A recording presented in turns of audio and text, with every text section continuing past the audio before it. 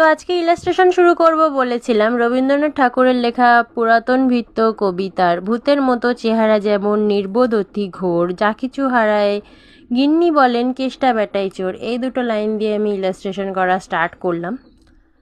তো ফার্স্ট ইলাস্ট্রেশনে আমি একটু প্রিন্টার্স দেখে হেল্প নিচ্ছিলাম, ভাবলাম যে কি আঁকবো। তো সেখানে এই ফিমেল ফিগারটা আমার পছন্দ হয় আর আমি এটা নিয়ে ইলাস্ট্রেট করা স্টার্ট করি অ্যাজ রিপ্রেজেন্ট গিন্নি। গিন্নিকে আমি এই ফিমেল ফিগারের মাধ্যমে রিপ্রেজেন্ট করেছি। হাই, আমি Ishika and I am preparing for BFA.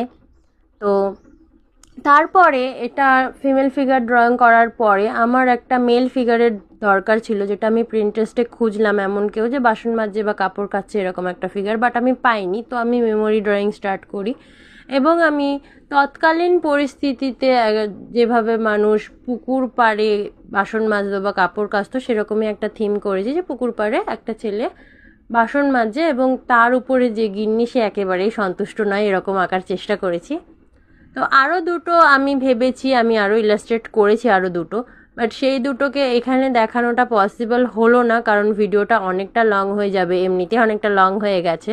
তো নেক্সট ভিডিওতে আমি দেখাবো যে আমি আরও কীরকমভাবে ইলাস্ট্রেট করেছি। তো দেখা হচ্ছে নেক্সট ভিডিওতে।